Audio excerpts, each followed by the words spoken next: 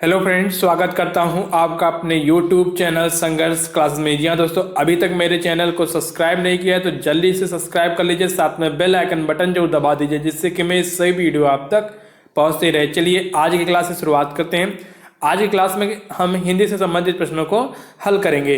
देखिए, अगर जितना हिंदी को पढ़ना जरूरी है उससे ही ज़्यादा जरूरी है कि आप उससे संबंधित प्रश्नों को भी हल करें, क्योंकि पेपर में प्रश्न कैसे आते हैं जब तक आपको ये आइडिया नहीं रहेगा तब तक आपका पढ़ना बेकार है। ठीक है, तो चलिए आज क्लास की शुरुआत करते हैं। और हाँ, अगर अभी तक आपने हिंदी नहीं पढ़ा है, आपका बेसिक नहीं कंप्लीट है, तो आप जाकर प्लेलिस्ट में जाकर हमारा हिंदी संबंधित वीडियो लगभग मैंने 40 से 45 वीडियो आप अपलोड कर चुका हूँ, तो वहाँ पर आप जाकर हिंदी को पूरी डिटेल में पढ़ सकते हैं। चलिए आज की क्लास की शुरुआत करते हैं।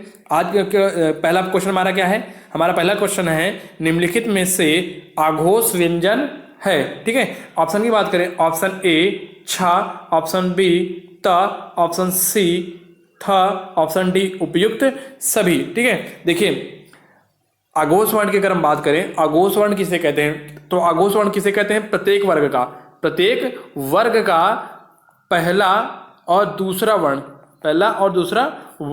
क्या कहलाता है? हमारा आघोष व्यंजन कहलाता है। और प्रत्येक वर्ग का क्या मतलब है? देखिए, एक मैंने बताया था ट्रिक, कचट तप, यानी कि क्या हो जाएगा?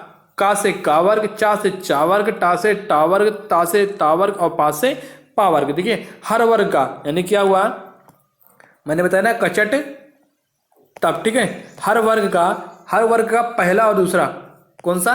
पहला और दूसरा वर्ण क्या हो जाएगा? हमारा आघोष व्यंजन होंगे। ठीक है, तो अब देखिए, अब का वर्ग का पहला क्या हो जाएगा? वर्ण का ही हो जाएगा, दूसरा खा होगा, चा का चा और छा, टा से टा और ठा, ता से ता था और पा से पाफा। ठीक है, तो यहां पर देखिए छा को क्या हो जाएगा हमारा?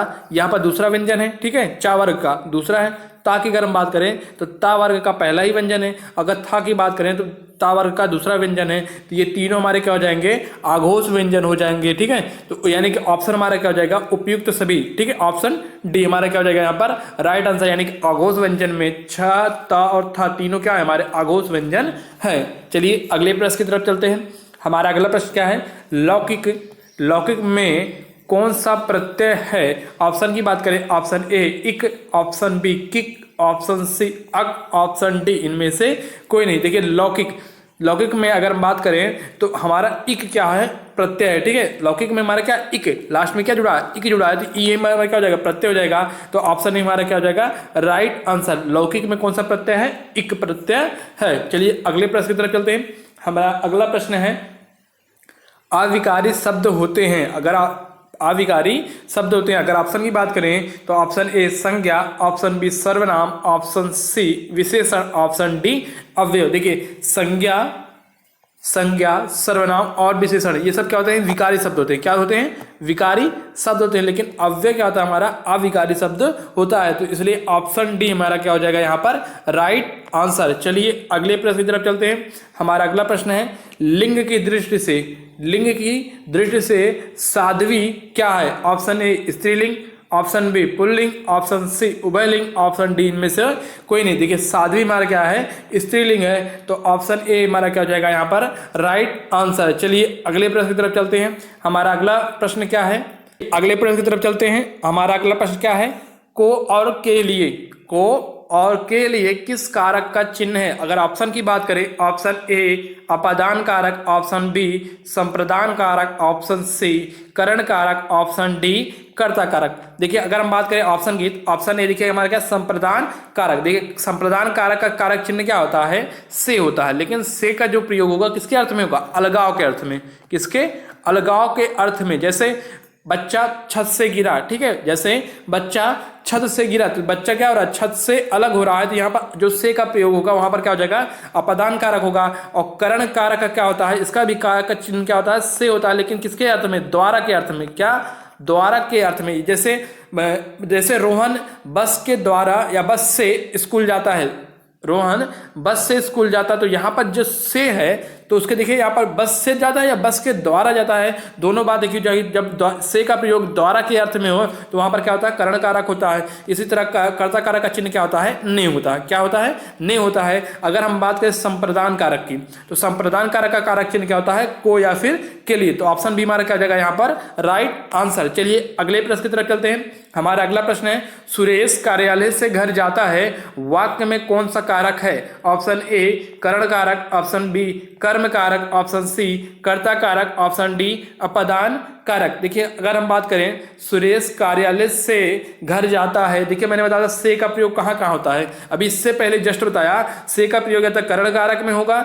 या फिर अपदान कारक में होगा। अगर से का अर्थ द्वारा के अर्थ में द्वारा के अर्थ में प्रयोग हुआ है तो वहां पर क्या हो जाएगा करण कारक होगा, लेकिन अगर अलगाव के अर्थ में अगर प्रयोग हुआ से का तो वहां पर क्या हो जाएगा हमारा अपदान कारक होगा। अब देखिए यहाँ पर सुरेश कार्यालय से घर जाता है, यानी कार्यालय से क्या हो रहा है अलग हो रहा है, तो यहाँ पर क्या हो जाएगा हमारा अलगाव की जहां बात होगी वहां पर क्या हो जाएगा अपदान कारक होगा। तो ऑप्शन डी हमारा क्या हो जाएगा यहाँ पर राइट आंसर। चलिए अगले प्रश्न की तरफ चलते हैं। हमारा अगला प्रश्न क्या है, उप विराम का चिन्ह है। ऑप्शन की बात करें, ऑप्शन ए हमारा कैसा है ये वाला चिन्ह, ऑप्शन बी ये वाला, ऑप्शन सी ये वाला, ऑप्शन डी ये वाला। अगर उप विराम के अगर चिन्ह की बात करें तो उप विराम का चिन्ह कैसा होता है? ऑप्शन बी ये वाला चिन्ह क्या होता है हमारा उप विराम का चिन्ह होता है। ठीक है, ऑप्शन ए बी हमारा क्या हो जाएगा यहाँ पर राइट आंसर। चलिए अगले प्रश्न की तरफ चलते हैं। हमारा अगला प्रश्न क्या है, उच्चारण शब्द में उपसर्ग है। उच्चारण शब्द में उपसर्ग है, देखिए उत, ठीक है, उत या फिर उच्च या फिर उच्च, इनमें से कोई नहीं। देखिए ऑप्शन क्या है, एक क्या कह रहा है उत, ऑप्शन बी उच्च, ऑप्शन सी उच्च, ऑप्शन डी इनमें से कोई नहीं। देखिए अगर हम उच्चारण शब्द में बात करें उपसर्ग की तो क्या होता है, ऑप्शन ए उत। उत क्या होता है हमारा क्या होता है उपसर्ग होता है, तो ऑप्शन ए हमारा क्या हो जाएगा राइट आंसर। चलिए अगले प्रश्न की तरफ चलते हैं। हमारा अगला प्रश्न क्या है, इत्यादि में कौन सी संधि है? इत्यादि शब्द में कौन सी संधि है? अगर बात करें ऑप्शन की तो ऑप्शन ए दीर्घ संधि, ऑप्शन बी गुण संधि, ऑप्शन सी यड़ संधि, ऑप्शन डी इनमें से कोई नहीं। देखिए अगर हम इत्यादि का संधि विच्छेद करते हैं, इत्यादि का संधि विच्छेद करते हैं तो क्या होता है इति धन आदि, क्या होता है इति धन आदि होता है। और हम जानते हैं कहीं पर भी अगर ई छोटी या फिर बड़ी ई का मेल अन्य स्वर से हो, कोई भी स्वर हो, इसका मेल किसी भी स्वर से हो, ठीक है, तो वहां पर क्या हो जाता है या हो जाता है, या फिर यहां पर मैंने क्या बताया ई का मेल किससे हो अन्य स्वर से हो, अन्य स्वर से, तो फिर क्या हो जाएगा या में परिवर्तित हो जाएगा। और उ का मेल अन्य स्वर से हो तो वहां पर किस में परिवर्तित हो जाता है वा में परिवर्तित हो जाता है। और हम देखिए मैंने बताया इत्यादि, यहां पर क्या है इत्यादि का संधि विच्छेद क्या होता है इति धन आदि, ठीक है। जब इति धन आदि में देखिए इति धन आदि में देखिए इति में यहां पर क्या है छोटी है, ताप पे छोटी की मात्रा है ना, इत ई है, और आदि में क्या आ है, इन दोनों देखिए ई का मेल किसी अन्य स्वर से होगा, जब मेल होगा किसमें परिवर्तित होगा या में परिवर्तित हो जाएगा। और ये ता आती जो है इसके साथ मात्रा हट जाएगी, यानी कि स्वर हट जाएगा तो यादता में परिवर्तित हो जाएगा, तो क्या हो जाएगा इत्यादि, ठीक है। यानी कहने का मतलब है यहाँ पर ऑप्शन सी क्या हो जाएगा हमारा राइट आंसर है। इत्यादि शब्द में कौन सी संधि है, ऑप्शन सी यण संधि है। चलिए अगले प्रश्न की तरफ चलते हैं। हमारा अगला प्रश्न क्या है, समास का शाब्दिक अर्थ होता है, समास का शाब्दिक अर्थ होता है। ऑप्शन की बात करें तो ऑप्शन ए विस्तार, ऑप्शन बी संक्षेप, ऑप्शन सी विग्रह, ऑप्शन डी उपयुक्त सभी। तो अगर समास का शाब्दिक अर्थ हम बात करें तो क्या होता है हमारा संक्षेप क्या होता है हमारा राइट आंसर, ठीक है। चलिए अगले प्रश्न की तरफ चलते हैं। हमारा अगला प्रश्न है निम्नलिखित में से योग रूढ़ शब्द है। अगर ऑप्शन की बात करें ऑप्शन ए राक्षस, ऑप्शन बी दशानन, ऑप्शन सी योद्धा, ऑप्शन डी इनमें से कोई नहीं। अगर हम बात करें निम्नलिखित में से योग रूढ़, देखिए जो योग रूढ़ होता क्या है, अगर हम बात करें तो जब याद रखिए जो शब्द दो शब्दों से यानी कि दो रूढ़ शब्द से मिलकर बने और कोई तीसरा अर्थ दे तो वहां पर क्या होता है योग रूढ़ शब्द होता है। देखिए अब बात करें दशानन की, दशानन किससे किससे मिलकर बना है, दस और आनंद, दस और आनंद से मिलकर बना है, ठीक है। और इसका अर्थ क्या होता है, अगर हम अर्थ की बात करें तो क्या है 10 मुखों वाला, ठीक है, 10 मुखों वाला। तो इसलिए यहां पर क्या हो जाएगा, देखिए दो रूढ़ शब्द से मिलकर बना है, ठीक है। और क्या हो जाएगा फिर, और यहाँ पर देखिए कोई तीसरा अर्थ दे रहा है तो यहाँ पर क्या हो जाएगा दशानन मारा क्या हो जाएगा योग रूढ़ शब्द होगा। ऑप्शन बी मारा क्या हो जाएगा यहाँ पर राइट आंसर। चलिए अगले प्रश्न की तरफ चलते हैं। हमारा अगला प्रश्न क्या है, प्रतिमान में कौन सा समास है, प्रतिमान में कौन सा समास है। अगर ऑप्शन की देखें तो ऑप्शन ए द्वंद्व समास, ऑप्शन बी अव्ययीभाव समास, ऑप्शन सी तत्पुरुष समास, ऑप्शन डी द्विगु समास। अगर देखिए अब प्रतिमान में आप देखिए कहीं पर भी अगर मैंने बताया इससे पहले कहीं उपसर्ग लगा तो यहाँ प्रति क्या है हमारा उपसर्ग है। प्रतिमान में मान हमारा शब्द है और प्रति क्या है उपसर्ग है। अगर किसी शब्द में उपसर्ग लगा हो तो वहां पर क्या होता है हमारा अव्ययी भाव समास होता है। तो ऑप्शन बी हमारा यहाँ पर क्या हो जाएगा राइट आंसर। चलिए अगले प्रश्न की बात करते हैं। देखिए अगर बात करें यहीं पर थोड़ा देख लेते हैं, यहीं पर द्वंद्व समास, अगर द्वंद्व समास की बात है कहीं पर बीच में क्या दिखे योजक चिन्ह दिख जाए तो वहां पर क्या होता है द्वंद्व समास होता है। तत्पुरुष समास में कोई ना कोई कारक चिन्ह आपको दिखेगा समास वगैरह करने पर, और द्विग समास में क्या होता है कोई संख्यावाची शब्द मिलेगा, ठीक है। तो वहां पर क्या जगह हमारा द्विग समास होगा। आगे चलते हैं, अगला प्रश्न क्या है, अमिता अगले साल आएगी वाक्य में कौन सा कारक है।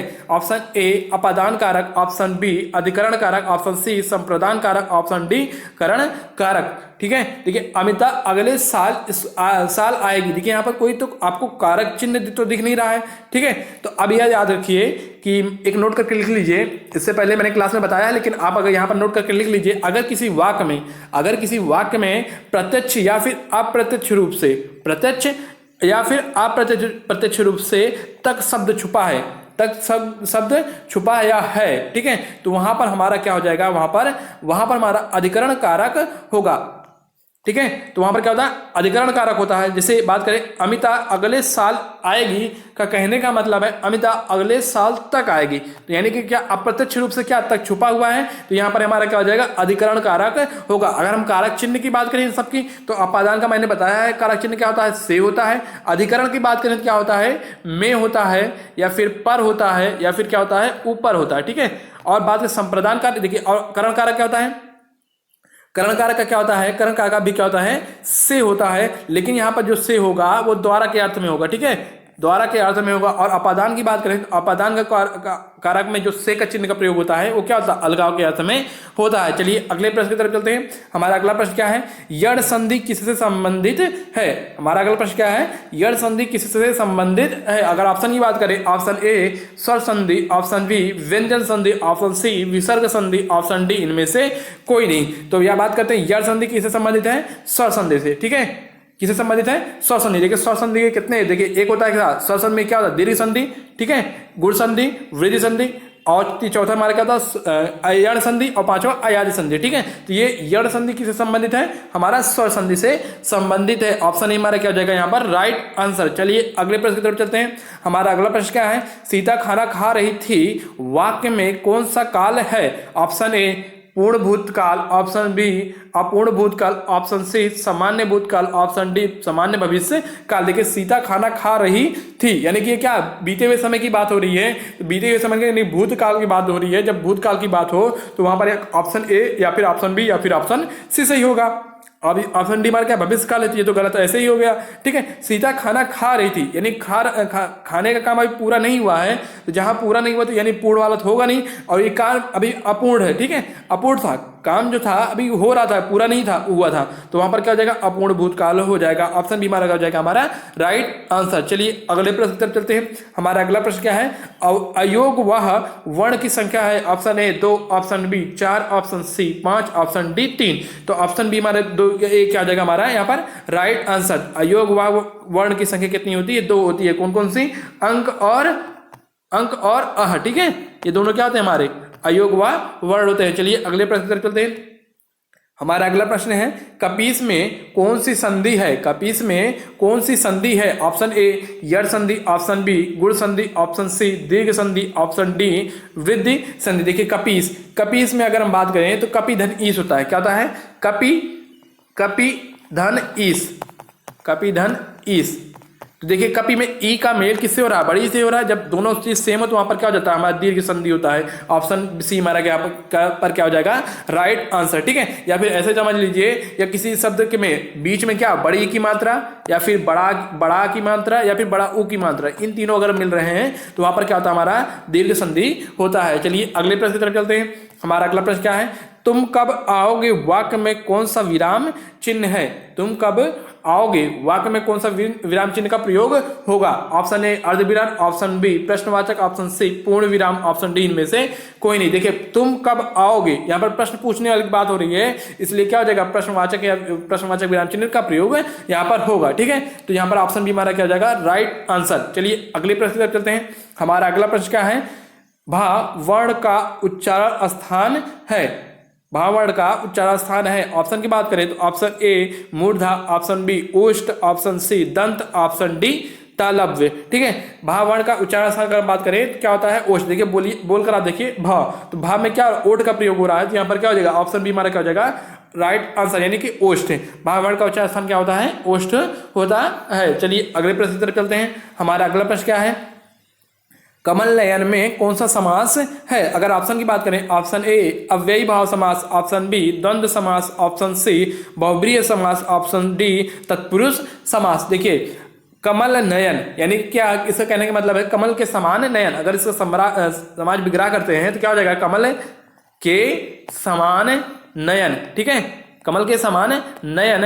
और जहां पर क्या हो, जब देखिए कम, अगर देखिए बात करते हैं अव्यय भाव की, अव्यय भाव में आप देखिएगा पहला शब्द क्या मिलेगा उपसर्ग। पहले क्या होता है उपसर्ग होता है, किसी शब्द में क्या होता है उपसर्ग जुड़ा होता है, तो वहां पर क्या होता है अव्यय भाव समास होता है। अगर द्वंद्व समास की बात करें तो योजक चिन्ह मिलेगा आपका। बहुब्रीहि समास की बात करें कोई तीसरा पद क्या होता है प्रधान होता है। ठीक है, तत्पुरुष समास की अगर हम बात करें, तत्पुरुष समास की बात करें तो यहाँ पर क्या हो जाएगा हमारा, यहाँ पर क्या मिलेगा आपको, या तो कई कारक चिन्ह मिलेगा। ठीक है, यहाँ पर देखिए कमल नयन में कौन सा समास है। अगर हम ऑप्शन की बात करें, देखिए कमल नयन की बात करें, कमल के समान विग्रास करते हैं, कमल के समान नयन। ठीक है, कमल के समान नयन, ये देखिए अब यहाँ पर होता है एक, देखिए यहाँ पर ना तो अव्ययी भाव होगा, ना तो द्वंद्व समास होगा, ना तो बहुब्रीहि समास होगा, ना तो तत्पुरुष समास होगा। देखिए यहाँ पर थोड़ा मिसप्रिंट हो गया है, तो यहाँ पर जानिए कौन सा समास होगा आपका, हमारा यहाँ पर क्या हो जाएगा कर्मधारय समास। क्या होगा कर्मधारय समास।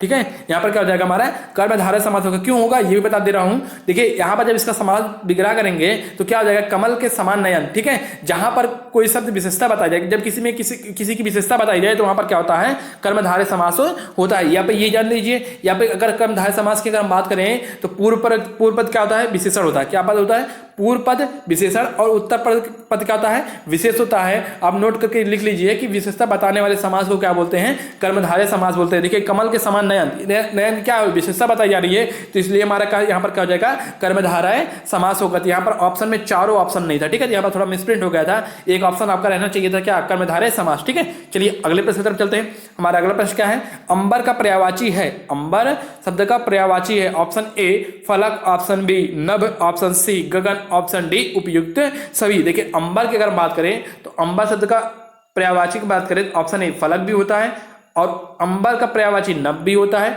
और अंबर का पर्यायवाची क्या होता है गगन भी होता है। तो यहाँ पर हमारा तीनों फलक, नभ और गगन, ये तीनों हमारे क्या हो जाएंगे अंबर के पर्यायवाची हो जाएंगे। तो ऑप्शन डी हमारा क्या हो जाएगा यहाँ पर राइट आंसर उपयुक्त सभी। तो आज का वीडियो यहीं तक। अगर आपको वीडियो अच्छा लगा तो चैनल को सब्सक्राइब कीजिए और दोस्तों के साथ शेयर जरूर कीजिए। ठीक है, अगर हाँ अगर इससे संबंधित कोई प्रश्न रह गया है जो आपको डाउट है तो आप कमेंट करके पूछ सकते हैं। चलिए आज की क्लास यहीं तक।